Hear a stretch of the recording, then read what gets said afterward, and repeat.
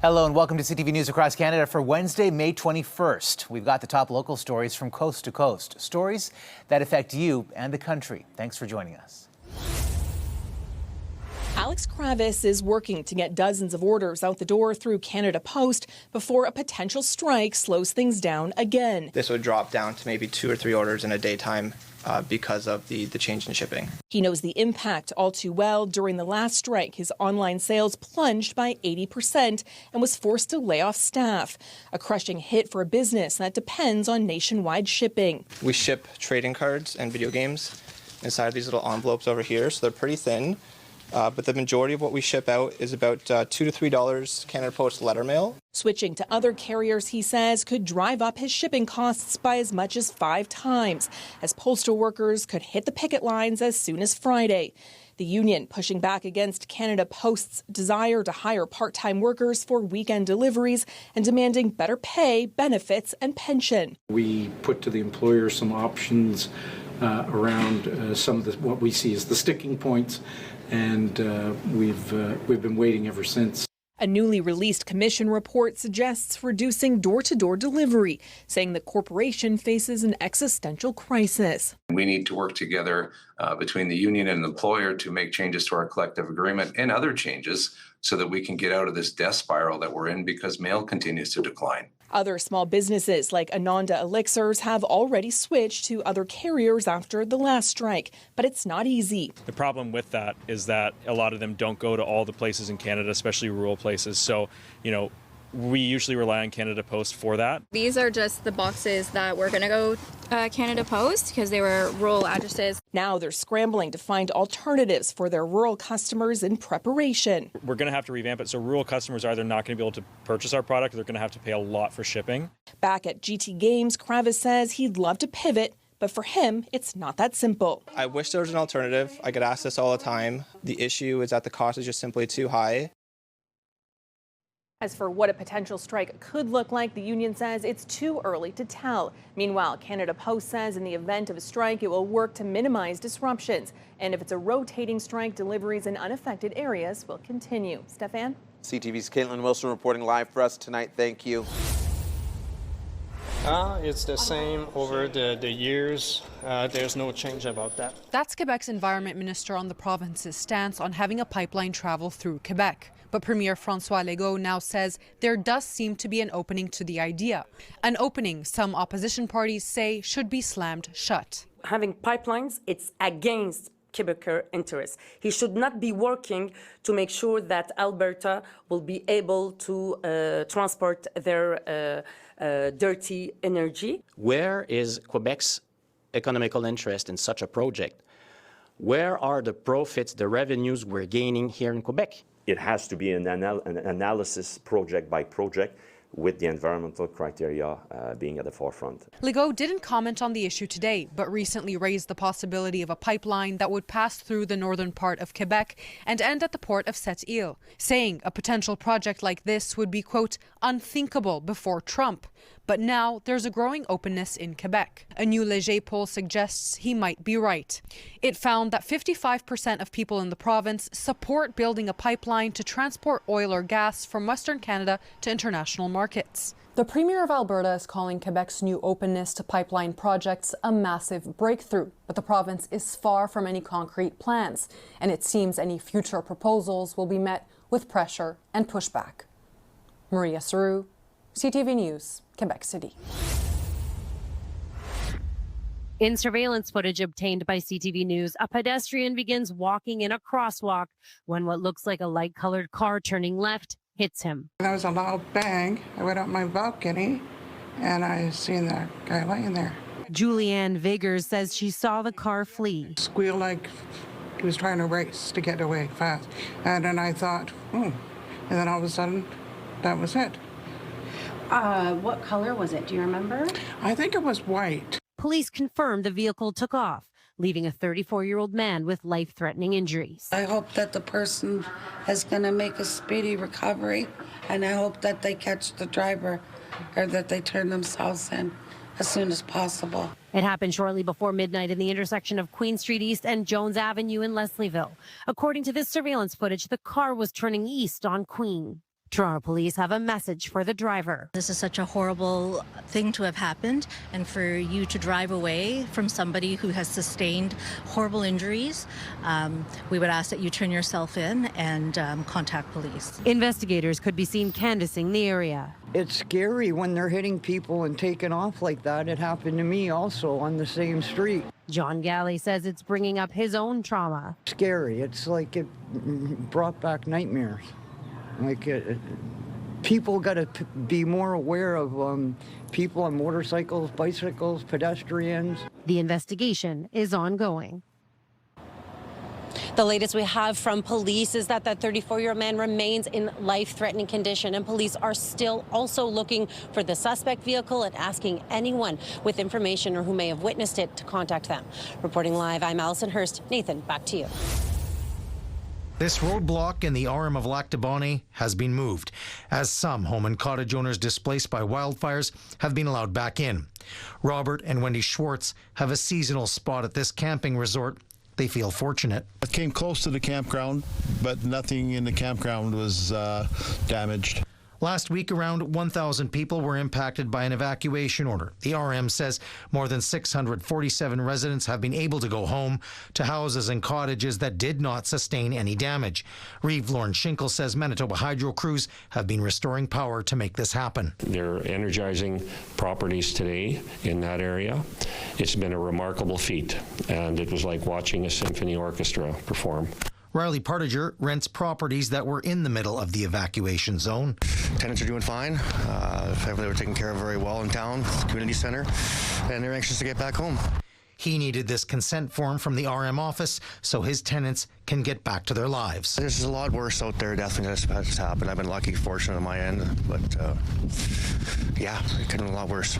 There are still some people waiting to get back in where evacuation orders remain in place as crews continue to battle hotspots, and the community is still grieving. Last week, RCMP announced 2 people died who were later identified as Sue and Richard Noel, and 28 cottages and homes have been lost. Reeve Lauren Schinkel says those residents may be able to see the aftermath on Wednesday. They should be the first to see the loss, and our heart really goes out to them because I know it's going to be a very, very difficult day for them.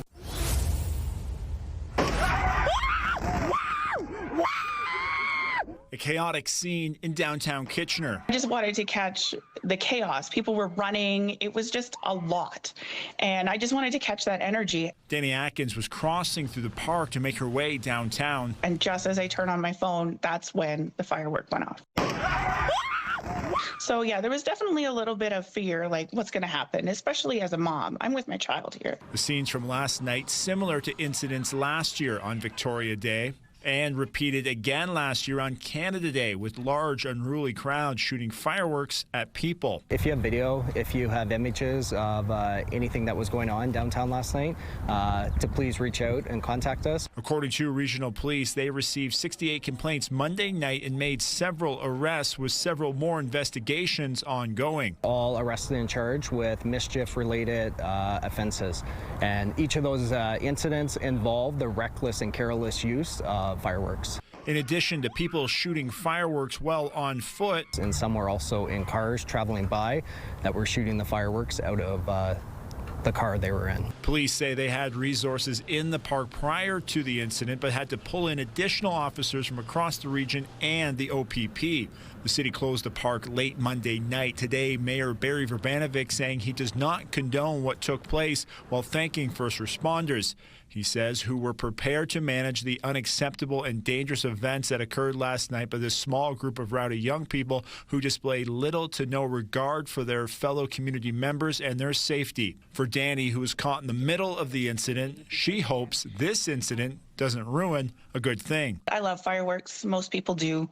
You know, it's unfortunate that that situation happened, and I wish there was a way where that could be dealt with so that we don't lose firework events.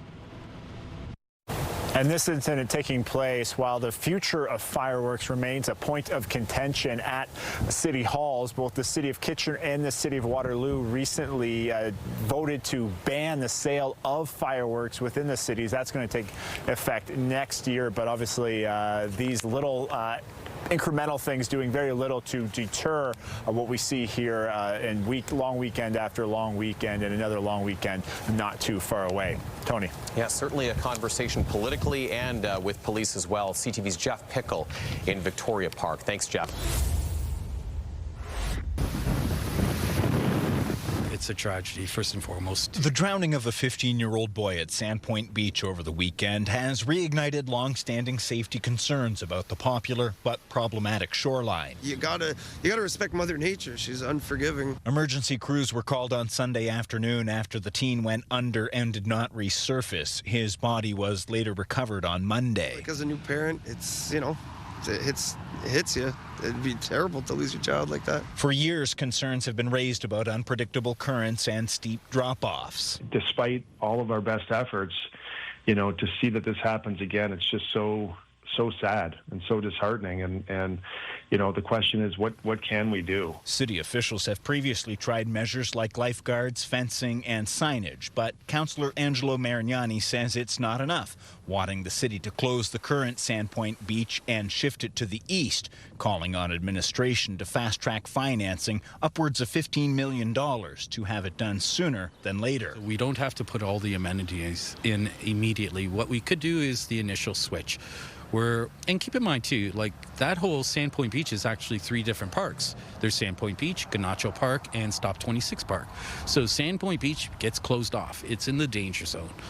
Ganacho Park now becomes Sandpoint Beach, or Stop 26 now becomes the beach area. Local residents agree something must change. That would be a good use of tax dollars, I'd say, you know, because it would be a shame to lose the beach, but we don't want to lose our people either.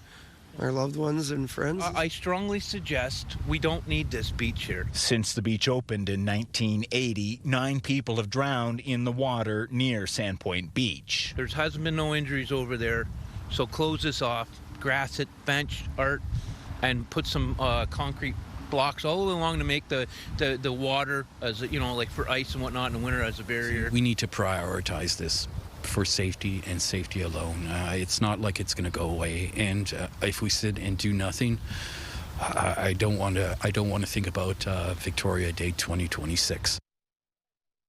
Again, City Council is expected to revisit Sandpoint's future at its next meeting on May 26th. In the meantime, the red flag continues to fly here, meaning it's not safe or recommended for swimming, while many families are left wondering whether it's time to say goodbye to Sandpoint Beach altogether.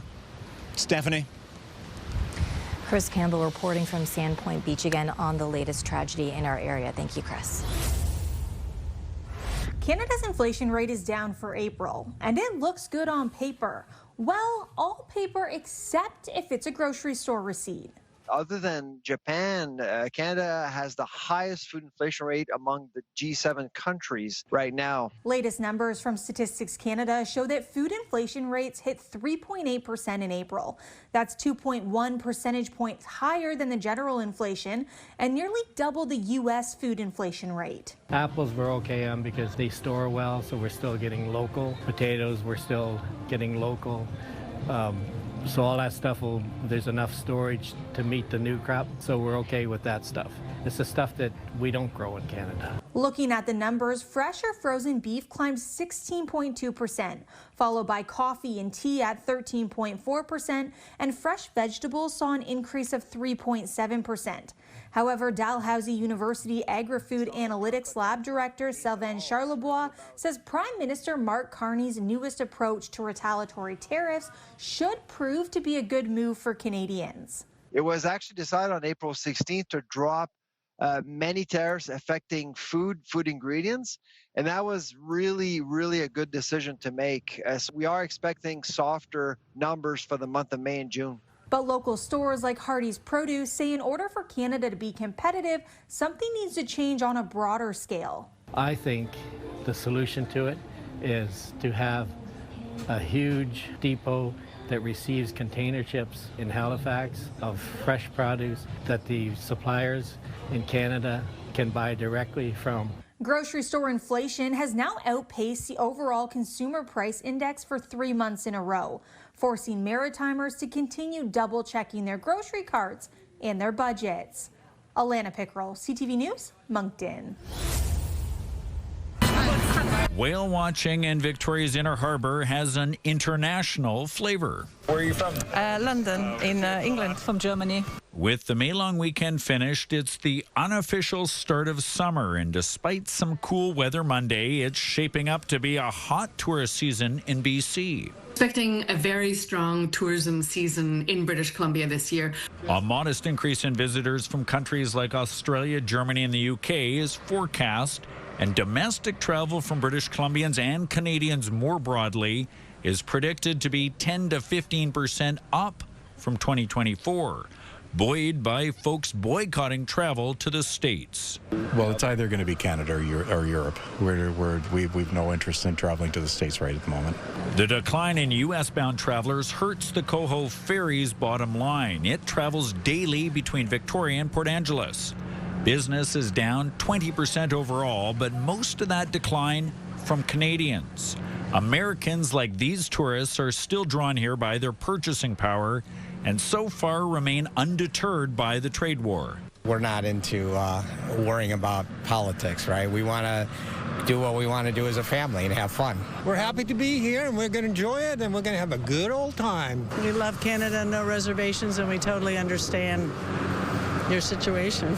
In fact, Americans are flying to BC for overnight stays in droves, estimated as a double-digit increase over last summer. Strong growth out of the U.S. market for trips, air bookings into British Columbia this summer. And in Victoria, conferences booked years in advance are even getting a boost from last-minute cancellations in the U.S. redirected here. We received a few last-minute conferences that we were able to kind of shoehorn in, and literally shoehorn in, because 2 or 3 conferences repatriated to Canada because of the geopolitical thing. A geopolitical development causing rough waters south of the border, but expected to create smooth sailing for BC tourism this summer. Rob Buffum joins us live from Victoria's Inner Harbour. Rob, despite the encouraging numbers, international travel is still down from 2019. What's behind that? Well, Mijing, as we're seeing an increase in Americans as well as tourists from many countries, but tourists from China are significantly down, and that's because the Chinese government has not approved of group travel to Canada. It's approved of group travel to countries like the States, but the fallout from the 2 Michaels means that they still have not approved it here in Canada, and that's something that's certainly hurting places, especially like Vancouver and Whistler. But despite that, and despite, or perhaps because of the trade war, it is expected to be a good summer across BC for tourism. Mijing. Yeah, welcome news in Victoria for sure. Thank you, Rob. That he loved his kids. Kibo Bear remembered as a father who loved spending time with his 2 sons. He'd take them to the playground. The 30-year-old father was last seen on Pelican Lake First Nation on January 22nd, 2024. That's the last place she's seen her son, was at her house. I want justice. I want Kibo. I don't know how many times I've cried. RCMP are now treating Bear's disappearance as a homicide, charging Theron Thomas and Ian Carter with manslaughter. Thomas says the 2 men charged are considered Bear's cousins. She says the close family ties on Pelican Lake are making the case especially difficult for the community. I don't want my community to be split apart because of something that the police are saying. I want them to give us hard evidence that they had reason to charge these 2. Thomas is also calling for an RCMP-led search of the First Nation and nearby Chittick Lake. In a news release issued last week, RCMP say investigators have followed up on all information received regarding Bear's possible whereabouts. RCMP say officers have conducted ground and aerial searches and interviewed dozens of people. We conducted quite a few ground searches with sometimes there's only 2 of us. After one of the community-led searches in the summer, Thomas says someone fired gunshots at Bear's house. RCMP tells CTV News the described incident is unrelated to Bear's disappearance. Police say investigators are committed to finding Bear to provide his loved ones with closure. Anyone with information is asked to contact RCMP or anonymously call Crime Stoppers. Laura Woodward, CTV News, Saskatoon. 11-0. This pickleball court in the city's southeast community of Walden was a major amenity for residents for years. But suddenly, players are sidelined after the city closed it, turning the court into a miniature golf area with large concrete blocks. Pretty big loss because, as you can see, we've built our community here. We bought this house in Walden because of this pickleball ground. But a city closure sign says it doesn't meet the recommended setback distance of 80 meters from properties in a residential area. The city says this court is only about 13 meters. In 2020, developer Genestar built the court, which the city approved as part of Walgrove Park, before transferring the area over to the city the next year.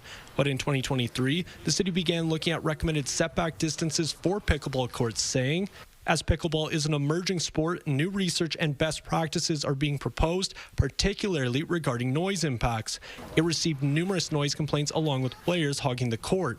One resident who was reluctant to go on camera says players would play until 10:30 at night.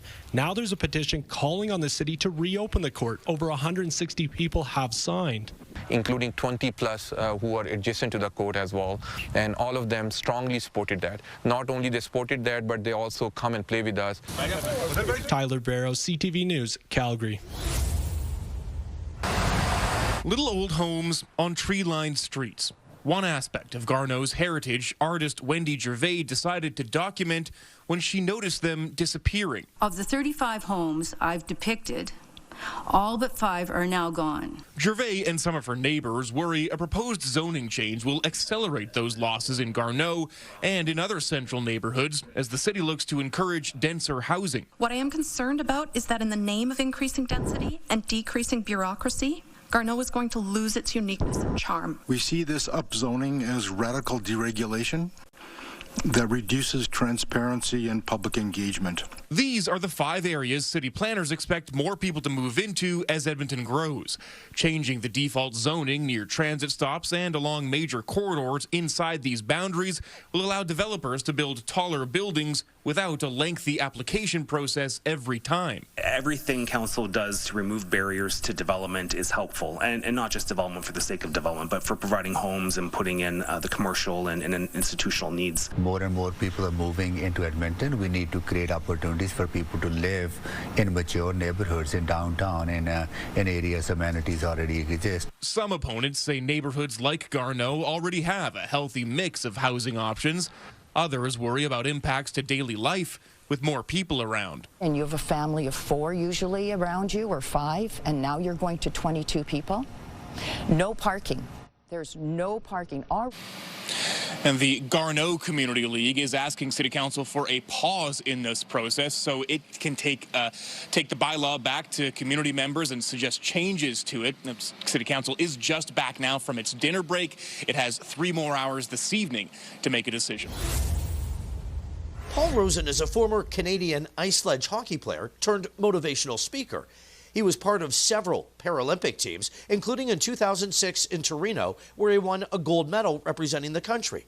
After having that medal stolen in 2007, then returned, the famed goalie has once again been a victim of theft. They destroyed whatever they didn't take, and then they urinated on all our jerseys. He says the cherished hockey items were in a storage unit in Aurora when they were taken. His Olympic medals and championship rings were left at home just in case of this kind of thing.